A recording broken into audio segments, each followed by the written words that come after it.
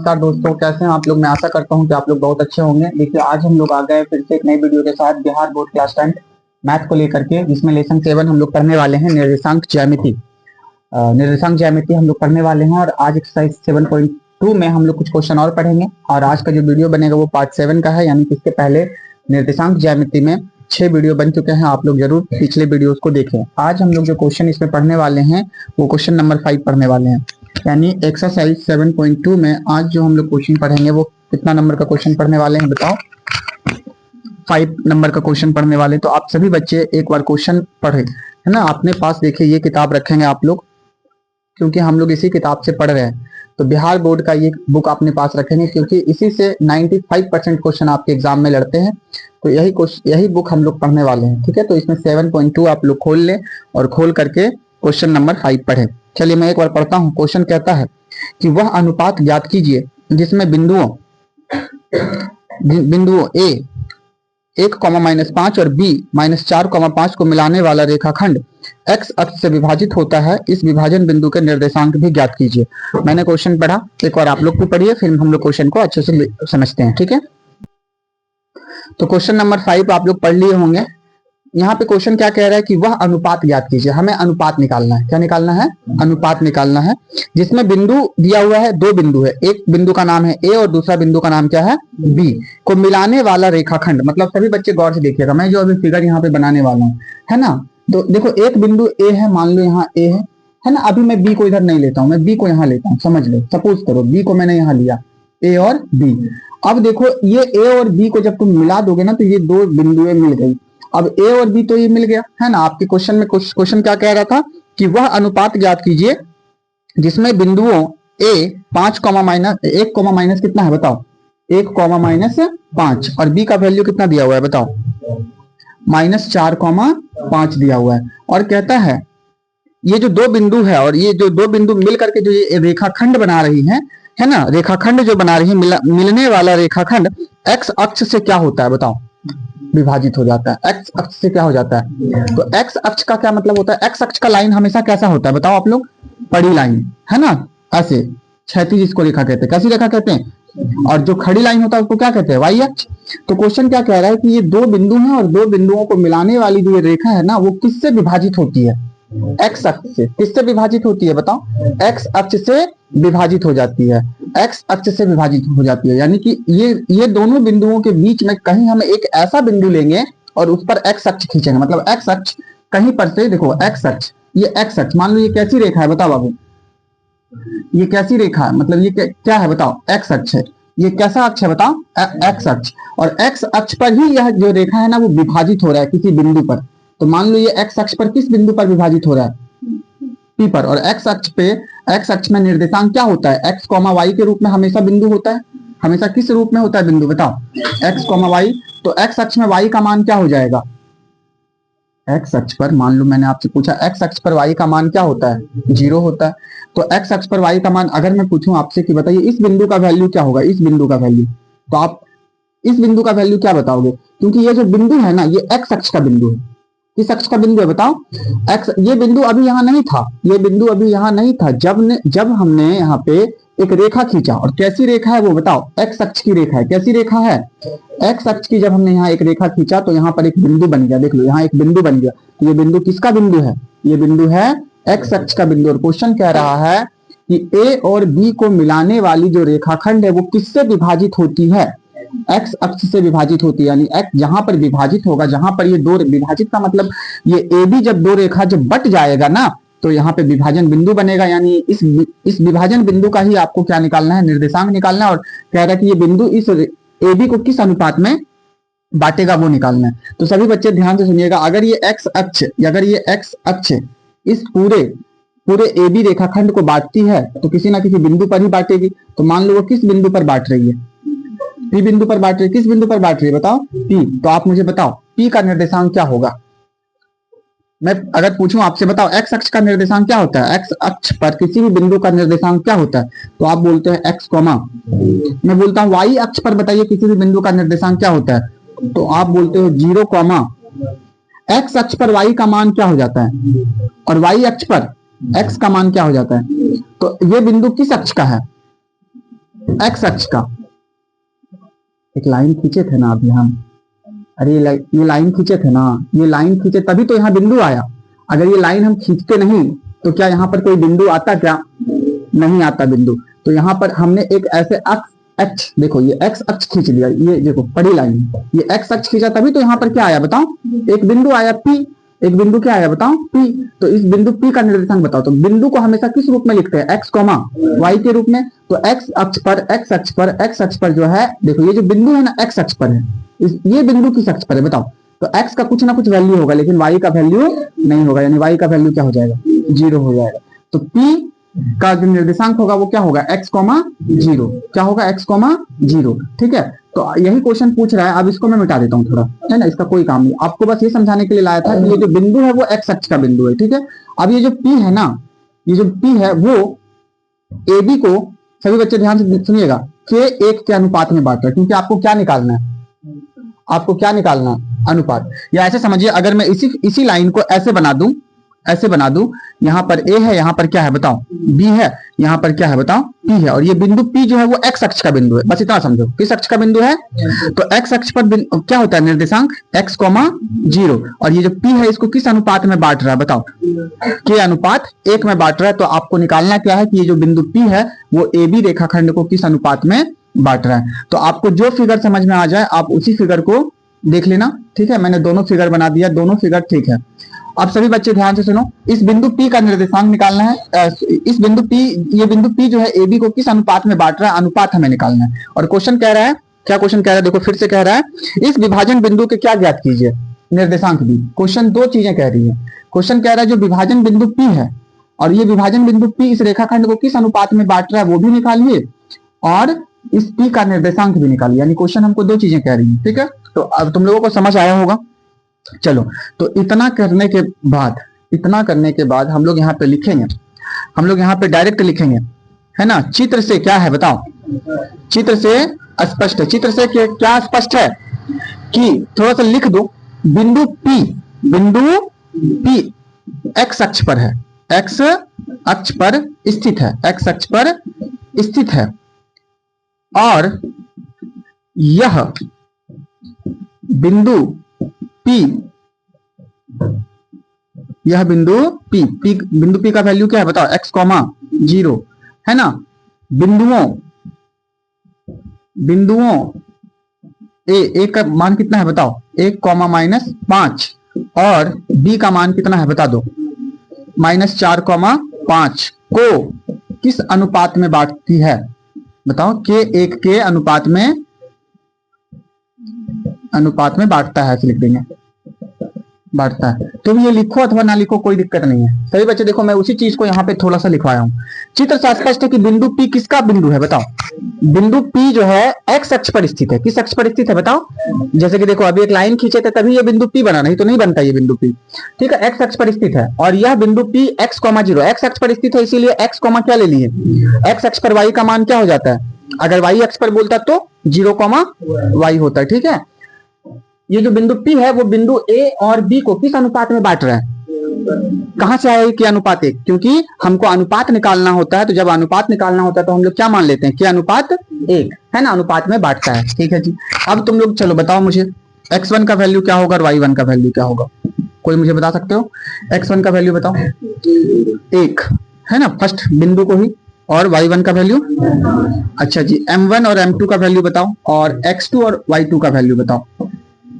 x2 और y2 का value देखो, सेकंड बिंदु यानी -4 और बताओ 5, और m1 और m2 का वैल्यू बताओ। m1 कितना है? k, और m2 का वैल्यू 1, क्या? 1। अब तुम लोग यहाँ क्या करोगे बताओ?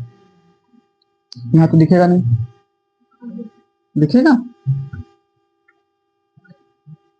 चलिए यहाँ पे मैं बनाता हूं। अब क्या करोगे तुम लोग? तुमको पूछ रहा है कि अनुपात निकालिए, क्या निकालिए? तो डायरेक्ट हम फॉर्मूला लगाएंगे। कौन सा फॉर्मूला लगाएंगे? विभाजन सूत्र लगाएंगे। तो विभाजन बिंदु यहाँ कौन है?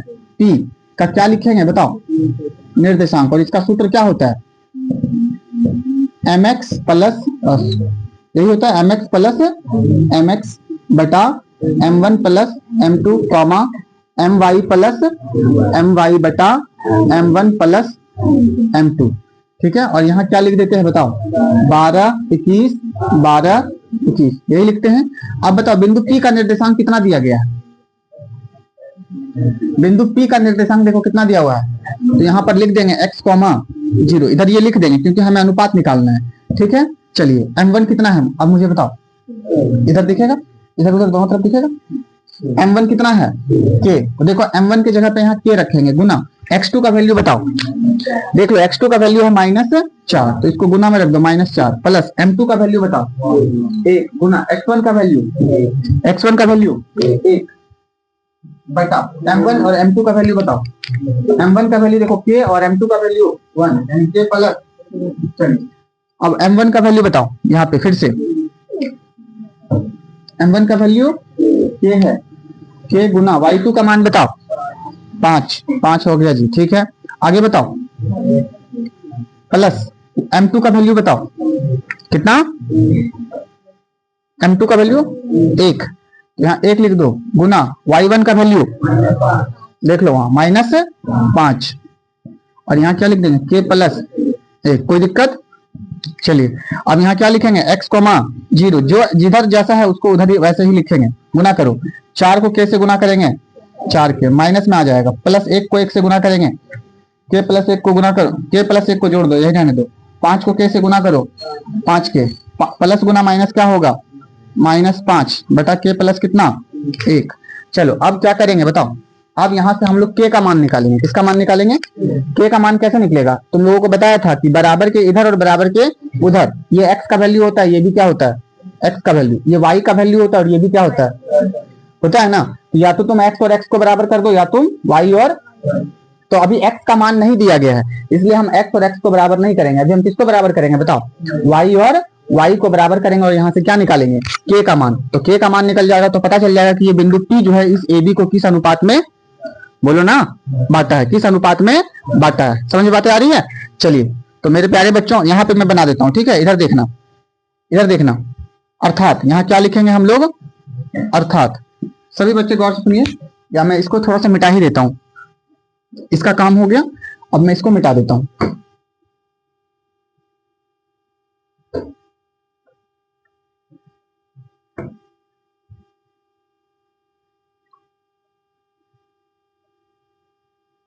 चलो यहाँ पे बिंदु A था और A का निर्देशांक कितना था बताओ तो, 1, -5। देखो दो फिगर मैंने बनाया है। चलो तो अर्थात यहाँ क्या लिखेंगे, अर्थात क्यों लिखेंगे, उसी चीज को लिख रहे हैं। देखो यहाँ पे x है, ये भी x है, क्योंकि और दोनों बराबर है, क्योंकि ब्रैकेट में जो चीज रहता है और कॉमा के इधर x, कॉमा के उधर y, तो ये दोनों को भी बराबर नहीं करेंगे, क्योंकि ये दोनों को बराबर करेंगे तो k का मान नहीं निकल पाएगा, क्योंकि x का मान पता हमें नहीं है ना। तो 0 यहाँ है और इसको जो है y को y से बराबर कर देंगे, हमें k का मान निकल जाएगा। यानी क्या करेंगे बताओ, 5k -5 बटा कितना, k प्लस 1। देख लो ये y का वैल्यू है और ये भी किसका वैल्यू है। चलिए ये किसके बराबर हो जाएगा, 0 के बराबर।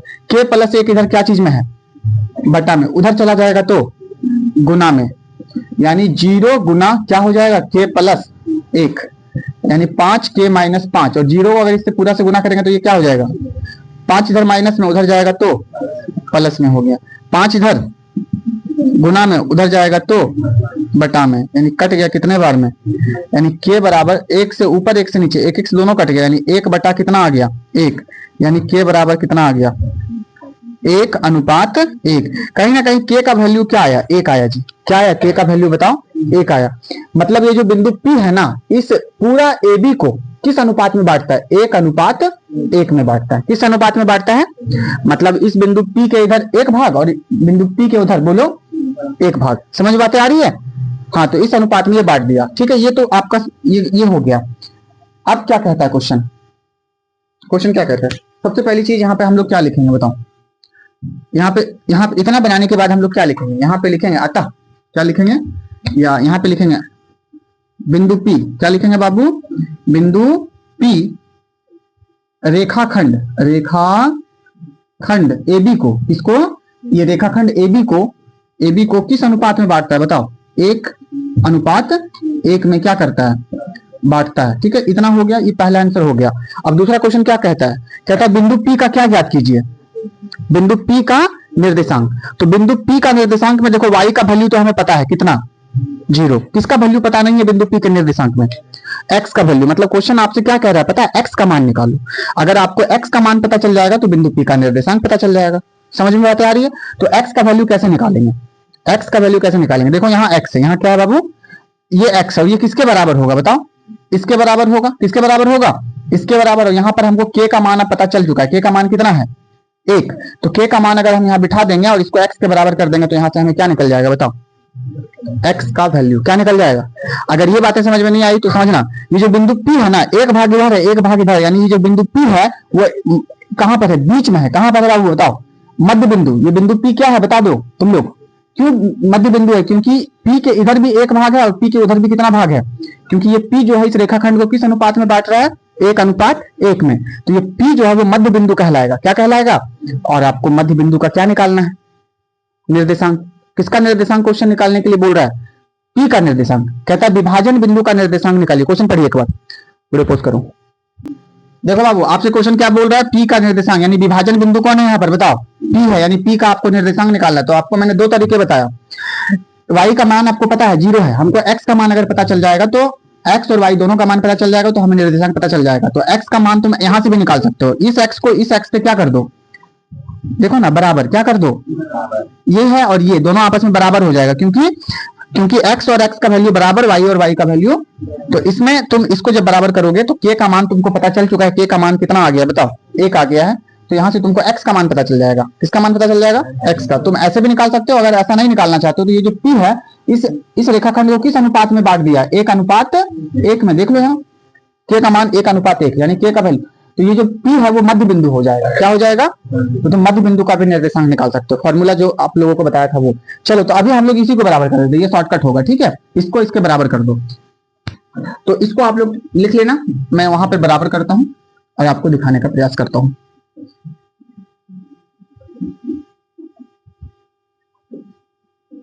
चलो पुनः हमें P का निर्देशांक चाहिए और P का निर्देशांक जो है वो x, 0 के रूप में है। तो 0 तो पता है हमको क्या चाहिए, अल्टीमेटली क्या चाहिए? x का मान। ठीक है, चलिए अब सभी बच्चे ध्यान से देखिए, यहाँ पर क्या है बताओ? पुनः -4k + 1 बटा कितना? k + 1 बराबर कितना? बोलो ना, x। कितना? x। ठीक है, चलिए जी, यहाँ -4 है, रहने दो। k का मान बता दो। अभी तुरंत k का मान निकाले थे, 1/1 है ना, 1/1 यानी कि 1, यानी k का मान कितना आ जाएगा? 1 + 1, देख लो, +1 बटा कितना? k का मान 1 + 1 बराबर कितना? x। 4 को 1 से गुना करो, -4 प्लस कितना? 1 बटा 1 और 1 को जोड़ दो बराबर x। -4 में से 1 घट जाएगा, माइनस प्लस घटता है, -3/2, यानी x का वैल्यू कितना आ गया? -3/2 को हम 1.5 भी लिख सकते हैं, -1.5 है ना, इस प्रकार से। यानी x का मान निकल गया कितना? और x का मान यदि निकल गया 1.5 या 3/2 तो अतः क्या लिखेंगे? अतः विभाजन बिंदु। क्या लिखेंगे बाबू? विभाजन बिंदु P का, किसका? P का निर्देशांक। P का निर्देशांक कितना था? x, 0 था ना, तो x का वैल्यू कितना आ गया है? -1.5 या 3/2 भी रहेगा तो कोई दिक्कत नहीं। आंसर क्या है देख लीजिए एक बार, 0। यही आपका आंसर है, यही आपका क्या है? आंसर है। ठीक है, तो इस क्वेश्चन को जो है ना x अक्ष पर अभी कटाया था। अभी कहाँ कटाया था बताओ बाबू? x अक्ष पर। कभी कभी कहाँ कटा देगा? y अक्ष पर। कहाँ कटा देगा बताओ? y अक्ष पर भी कटा देगा। ठीक है, y अक्ष पर भी कटा के बोलेगा, तो y अक्ष पर कटाएगा तो वहां पर क्या मान लेंगे निर्देशांक हम? बोलिए क्या मान लेंगे? 0, y। और इस प्रकार से क्वेश्चन ये बनेगा। ठीक है, क्या आंसर आया कुछ? -3/2 है। चलिए जी, तो -3/2 ही ले लेना है, -3/2। ये आपका फाइनली आंसर आ गया। ठीक है, आशा करता हूँ कि समझ में आया होगा। चलिए नेक्स्ट क्वेश्चन पढ़िए। क्वेश्चन नंबर, अब जो है क्वेश्चन नंबर हम लोग 6 पढ़ने वाले हैं।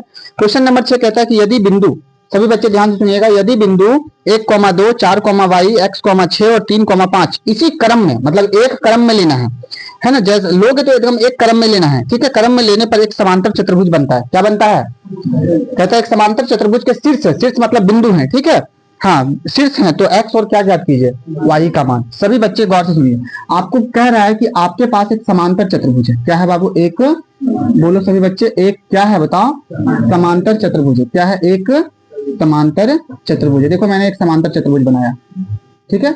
और कहता है यहाँ पर एक बिंदु है और यहाँ पर एक बिंदु है और यहाँ पर भी एक बिंदु है, क्योंकि चार बिंदुओं से मिलकर ही क्या बनता है?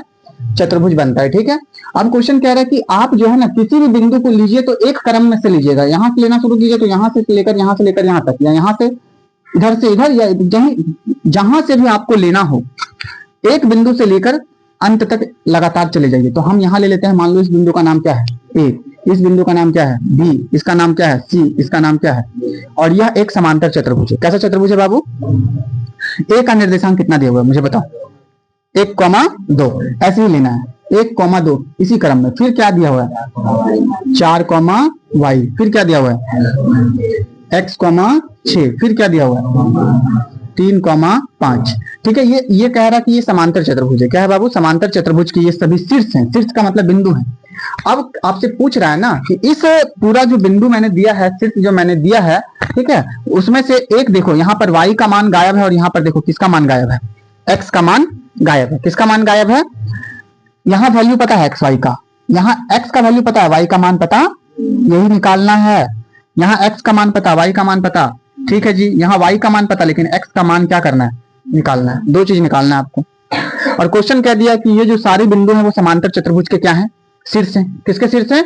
समांतर चतुर्भुज के शीर्ष हैं। तो बाबू समांतर चतुर्भुज के शीर्ष है। एक चीज मैं आपको बता दूं, समांतर चतुर्भुज जब मैंने आप लोगों को बताया था, है ना, तो वहां पे एक चीज तुम लोगों को याद रखना था कि ये जो समांतर चतुर्भुज के ये जो विकर्ण होते हैं ना, क्या बाबू बताओ?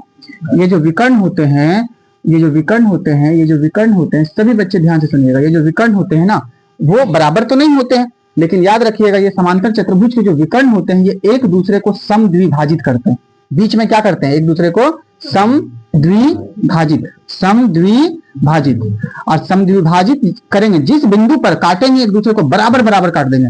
मतलब ये इधर से गुजरा, ये विकर्ण भी इधर से गुजरा, ये विकर्ण भी इधर से गुजरा, ये विकर्ण भी इधर से गुजरा, और दोनों विकर्ण जहां मिलेगा, जहां मान लो कि ये विकर्ण जो है ना, ये विकर्ण मान लो 10 सेंटीमीटर लंबा था और ये विकर्ण मान लो कितना सेंटीमीटर लंबा था? 8। लेकिन जहां पर ये दोनों विकर्ण मिल जाएगा ना, जिस बिंदु पर मिलेगा, ये जो बिंदु जो है ना, ये दोनों विकर्ण को बराबर बराबर भागों में बांट देगा। मतलब मान लो अगर ये पूरा 10 है तो ये कितना हो जाएगा? 5, और ये भी कितना हो जाएगा? 5। और ये जो विकर्ण 8 था ये कितना हो जाएगा? 4, और ये कितना हो जाएगा? 4। मतलब इस बिंदु से इधर 4 सेंटीमीटर, इधर से इधर 4 सेंटीमीटर, इस बिंदु से उधर 5 सेंटीमीटर, इधर से इधर 5 सेंटीमीटर। बस एक पॉइंट को याद रखिएगा, ये क्वेश्चन बन जाएगा। क्या बनेगा? क्या, कैसे? मैंने आपको क्या बताया अभी कि समांतर चतुर्भुज के जो विकर्ण होते हैं, क्या बाबू? समांतर चतुर्भुज के जो विकर्ण होते हैं एक दूसरे को समद्विभाजित करते हैं। क्या करते हैं? क्या है इसका मतलब? इसका मतलब है कि अगर मैं AC का ये जो बिंदु लूं, है ना, इसको मध्य बिंदु कहते हैं। देखो AC का क्या बाबू बताओ? ये बीच में रहेगा ये बिंदु, और BD का भी एक बताओ कहां रहेगा? बीच में। मतलब ये जो बिंदु है ना, इसको मध्य बिंदु कहेंगे, और ये जो बिंदु है वो कहां रहेगा?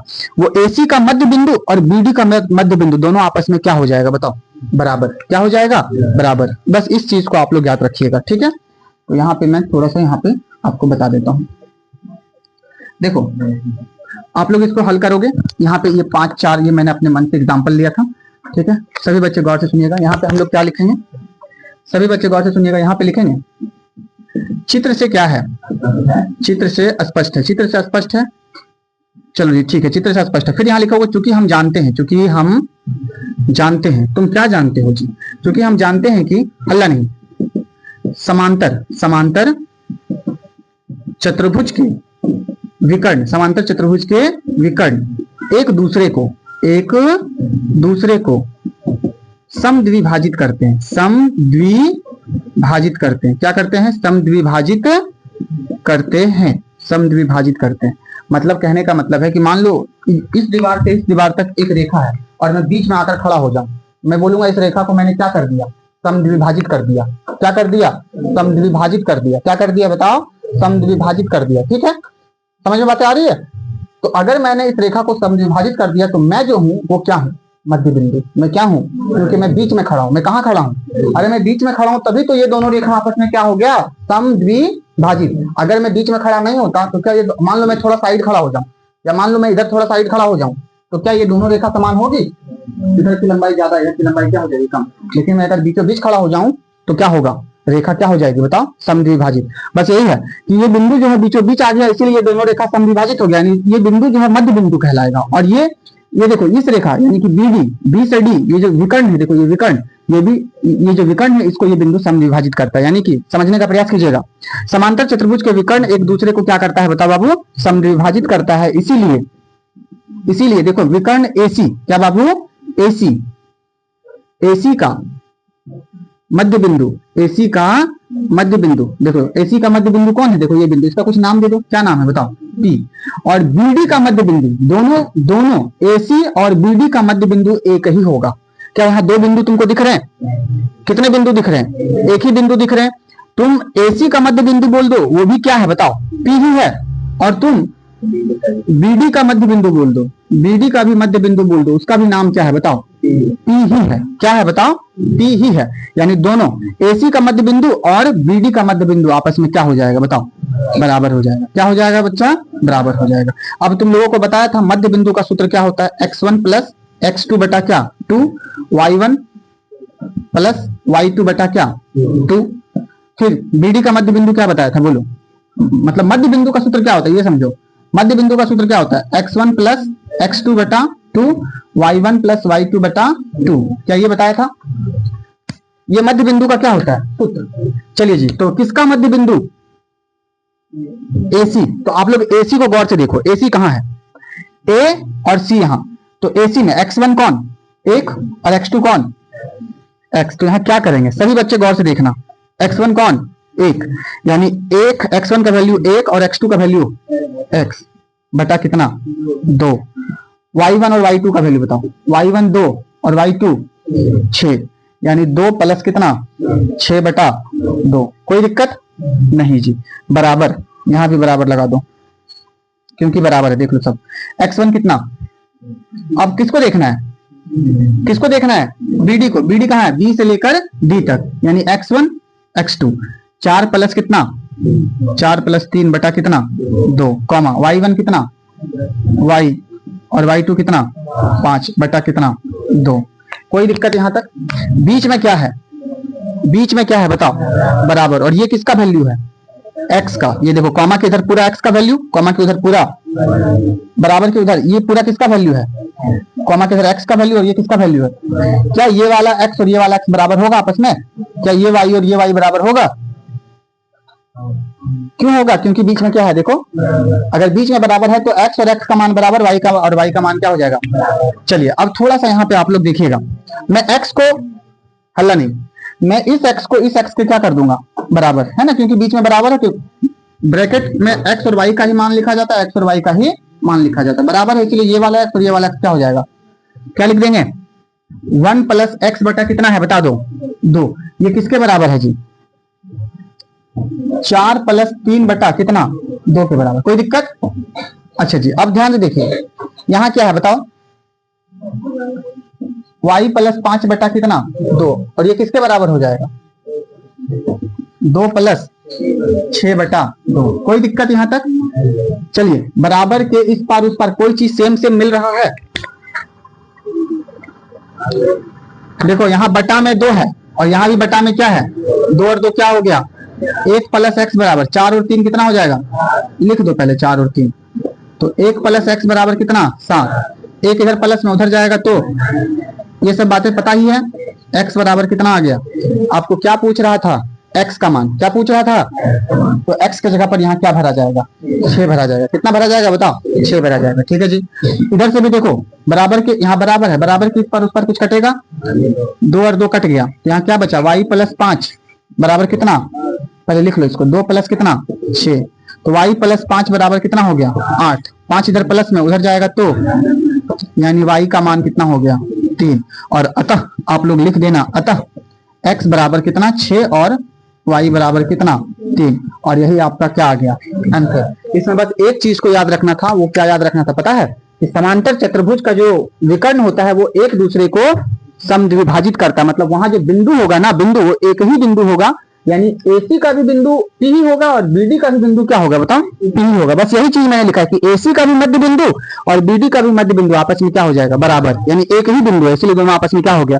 बस मैंने मध्य बिंदु का क्या लगाया, सूत्र लगाया, और देखो ऐसे मैंने आप लोगों को दिखा दिया। तो इसको आप लोग छाप लो। चलो नेक्स्ट क्वेश्चन की ओर बढ़ते हैं हम लोग। तो क्वेश्चन नंबर 6 हो गया। अब हम लोग किधर बढ़ेंगे बताओ बाबू, क्वेश्चन नंबर 7 की ओर। सभी बच्चे गौर से देखिए क्वेश्चन नंबर 7 क्या कहता है। क्वेश्चन नंबर 7 कहता है कि बिंदु ए के निर्देशांक ज्ञात कीजिए। सभी बच्चे गौर से सुनिएगा, बिंदु ए के निर्देशांक ज्ञात कीजिए। आप लोग भी क्वेश्चन पढ़िएगा, ठीक है। क्वेश्चन नंबर 7, बिंदु ए के निर्देशांक ज्ञात कीजिए जहां ए बी एक वृत्त का व्यास है जिसका केंद्र 2, -3 है तथा बी के निर्देशांक 1, क्या है बताओ, 4 है।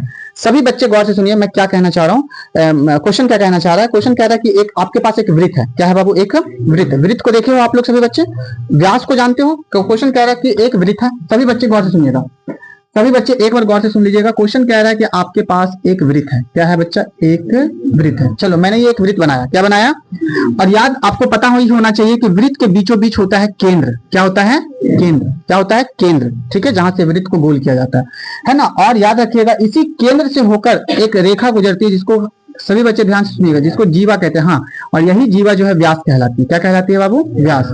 यानी कि अब सभी बच्चे ध्यान से सुनिए, और कहता है कि इस व्यास का जो नाम है ना, इस देखो ये जो व्यास है, ये जो व्यास है यहाँ पर देखो इस बिंदु को टच कर रहा है, और ये व्यास देखो यहाँ पर क्या कर रहा है, इस बिंदु को टच कर रहा है। इस बिंदु देखो, इस बिंदु का नाम ए है और इस बिंदु का नाम क्या है बताओ, बी है। सभी बच्चे गौर से सुनिएगा, ठीक है। देखो एक हमने क्या लिया, वृत्त लिया, और वृत्त में देखो बीच में क्या होता है, केंद्र बिंदु होता है। क्या होता है बाबू, केंद्र बिंदु। और ये केंद्र बिंदु एकदम बीचों बीच होता है। कहां होता है बताओ, बीचों बीच, ठीक है, इस बात को याद रखिएगा। और ये एक केंद्र से ही होकर क्या गुजरती है बताओ, क्या गुजरता है, व्यास गुजरता है। क्या गुजरता है, तो मैंने इस व्यास का नाम ले लिया ए बी, क्योंकि क्वेश्चन ही कह रहा है आपसे। क्वेश्चन क्या कह रहा है कि बिंदु ए के निर्देशांक ज्ञात कीजिए जहां ए बी क्या है। सभी बच्चे पढ़ो, ए से लेकर बी तक क्या है बताओ, पढ़िए क्वेश्चन। ए से लेकर बी तक क्या है, ए बी वृत्त का क्या है, ए बी वृत्त का व्यास। और आपको क्या निकालने के लिए बोल रहा है बताओ, ए का निर्देशांक, यानी इस बिंदु का निर्देशांक। तो कोई भी बिंदु हो, बिंदु का वैल्यू क्या होगा हमेशा, क्या होगा प्यारे बच्चों, x, y। तो मैं इस बिंदु का निर्देशांक क्या मान लेता हूं बताओ, x, y। फिर क्वेश्चन क्या कह रहा है, कह रहा है केंद्र का मान कितना दिया हुआ है, इस केंद्र बिंदु का वैल्यू कितना दिया हुआ है, 2,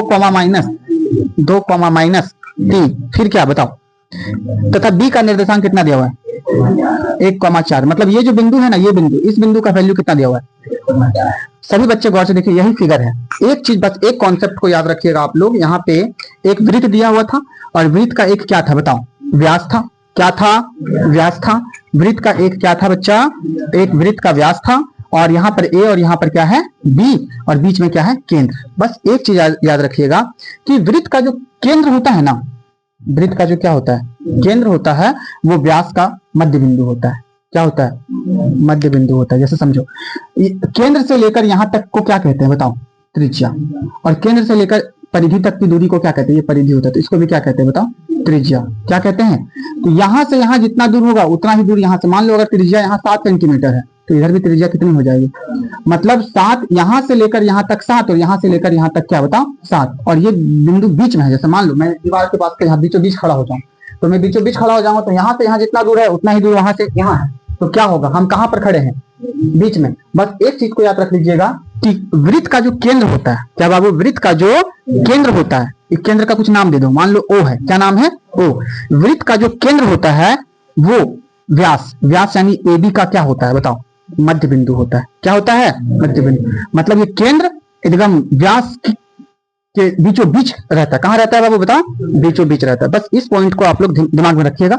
अब हम लोग यहाँ क्या लिखेंगे, क्वेश्चन नंबर कितना, 7। यहाँ क्या लिखेंगे बताओ, चित्र से क्या है, चित्र से स्पष्ट है। क्या स्पष्ट है, चित्र से क्या स्पष्ट करेंगे हम लोग बताओ, आप लोग चित्र से क्या स्पष्ट करेंगे। ये जो केंद्र है, केंद्र जिसको यहाँ पे O कह रहे हैं, केंद्र, ठीक है। केंद्र जो है वो AB का क्या, यानी वृत्त का व्यास का क्या बताओ। चूंकि हम जानते हैं, क्या लिखेंगे, चूंकि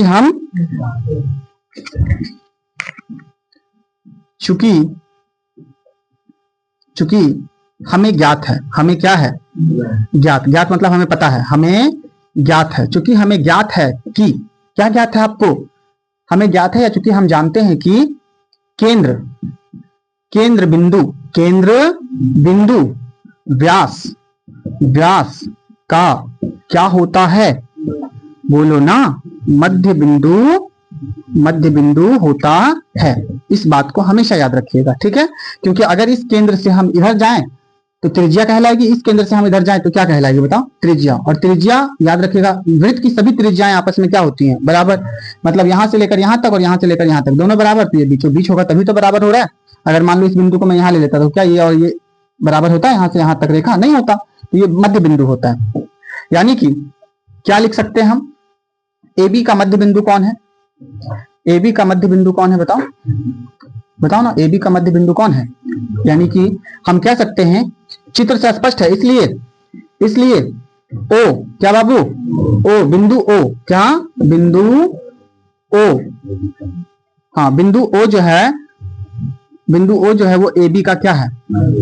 ए बी का मध्य बिंदु है, मध्य बिंदु है। कोई दिक्कत आप लोगों को? और अगर नहीं है कोई दिक्कत तो आप लोगों को पता होगा कि मध्य बिंदु का निर्देशांक क्या होता है। बताओ, मध्य बिंदु का निर्देशांक निकालने का सूत्र क्या होता है? आप लोग मुझे बताओ। अगर O जो है, सभी बच्चे गौर से सुनिएगा, अगर O है ए बी का मध्य बिंदु, ठीक है जी, मान लिए ये जो O है, बिंदु O वो ए बी के बीच में है, इसलिए मध्य बिंदु है। तो बताओ मध्य बिंदु निकालने का सूत्र क्या होता है? निर्देशांक निकालने का सूत्र क्या होता है? आप बोलोगे x1 प्लस x2 बटा 2 y1 प्लस y2 बटा, यही फॉर्मूला होता है। तो मैंने मध्य बिंदु का निर्देशांक का सूत्र लिख दिया। क्या लिख दिया? किसी को कोई दिक्कत? सूत्र लिख दिया। अब मुझे, ए बच्चा ध्यान से सुनो, अब बताओ मध्य बिंदु का निर्देशांक कितना दिया हुआ है? ये दिया हुआ है मध्य बिंदु, देख लो मध्य बिंदु ये है ना, और मध्य बिंदु का निर्देशांक कितना दिया हुआ है? दिया हुआ है कि नहीं? कितना दिया हुआ है? चलो तो इधर इधर जो है, जो बिंदु दिया हुआ उसको लिख लेंगे, 2 कॉमा कितना -3, और इधर सूत्र वाला फॉर्मूला लगा देंगे। चलिए x1 का वैल्यू बताओ। ये देखो, ये पहला बिंदु और ये, तो ये x1 और ये x2, ये y1 और ये, चलिए x1 का वैल्यू बताइए।